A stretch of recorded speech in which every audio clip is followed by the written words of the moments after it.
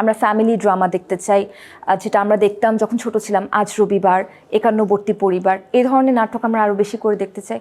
আমার ধারণা, আমার বিশ্বাস, প্রযোজকরা তাহলে সেই ধরনের নাটক নির্মাণেরই প্রেশার দেবে, কারণ দিন শেষে প্রত্যেকটা পরিচালককে অনেক আক্ষেপ নিয়ে, আমি যতজনের সাথে কাজ করেছি অন্তত, তাদের প্রত্যেকের একটা আক্ষেপ যে আপুরে এটা তো আসলে বানাতে চাই না, কিন্তু কি করব, বানাতে হচ্ছে, কারণ দিন শেষে এটার থেকে আমার টাকা আসে।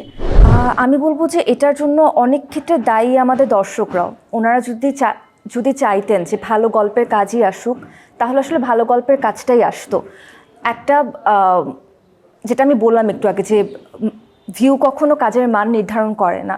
যখন আমি দেখছি যে এমন একটা কাজ যেটার হয়তো বা কোনো সেটা থেকে হয়তো বা কোনো কিছু শেখার নেই, শুধুমাত্র হয়তো বা আমাকে এন্টারটেনমেন্টই দিয়েছে, সেটার যখন অনেক ভিউজ হয়, সেটার থেকে যখন খুব ভালো একটা রেভিনিউ পান প্রডিউসাররা, তখন আমি যতটুকু শুনেছি এখন পর্যন্ত, যে প্রডিউসাররাই দেখা যায় যে পরিচালক বা আর্টিস্ট থেকে বলতে থাকেন যে আপনার ওই ধরনের কাজটা আপনি ওরকম বানান, তারাই রিকমেন্ড করে দিতে থাকেন।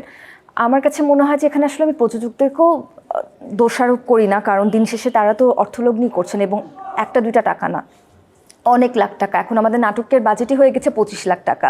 মানুষ অনেক সময় অনেক খারাপ পথ অবলম্বন করে just because the need of the money. View কখনো কাজের মান আসলে নির্ধারণ করতে পারে না। এখন আমাদের নাটকের বাজেটই হয়ে গেছে 25 লাখ টাকা। আসলে খুব বেশি ব্যস্ত হতে চাইনি, কিন্তু পরে মনে হলো যে যেহেতু ঈদের পরের আসলে বেশ কয়েকটা মাস আমরা কাজ করি না, দেখা যায় যে ভ্যাকেশন টাইম কাটাই, অথবা খুব ওরকমভাবে প্রডিউসাররা আসলে কাজ করার ইচ্ছা প্রকাশ করেন না, যেহেতু পরপর 3টা ফেস্টিভ্যালে তারা খুব বড় একটা অ্যামাউন্ট লগ্নি করে থাকেন।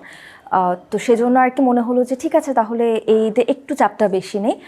সেজন্য চেষ্টা করেছিলাম যে যতটুকু ডিফারেন্ট স্ক্রিপ্ট চুজ করা যায়, কিন্তু সবসময় তো আসলে সব কিছু আমার হাতে থাকে না। অনেকে দেখা গেছে, অনেকে না বলবো যে এবার 2-3 জন এরকম ছিল যারা ডেট আগে নিয়েছেন কিন্তু স্ক্রিপ্ট অনেক পরে দিয়েছেন, এবং এমন একটা সময় দিয়েছেন তখন আসলে নিজের কাছে বলতেই খুব আনপ্রফেশনাল সাউন্ড করছিল যে ভাই আমি এই গল্পে কাজ করতে চাই না। তো সেটার জন্য আসলে করে ফেলা, এই জন্য বলতে পারবো না যে আসলে সব কাজ নিয়ে আমি 100% স্যাটিসফাইড, কিন্তু খুব বেশি আগ্রহী একটা কাজ নিয়ে, কারণ ওই কাজটা আমার, মানে ওই কাজটাতে আমার প্রেজেন্টেশন বলি বা গল্পটা বলি, যেইভাবে আমি কথা বলেছি, সব কিছু আমার কাছে প্রথম ছিল। আর যে কোনো নতুন কিছু নিয়ে আমার এক্সপেরিমেন্ট করতে খুব ভালো লাগে। আমি ভিউজ নিয়ে কখনোই খুব একটা আগ্রহী থাকি না, কারণ আমার মতে ভিউ কখনো কাজের মান আসলে নির্ধারণ করতে পারে না।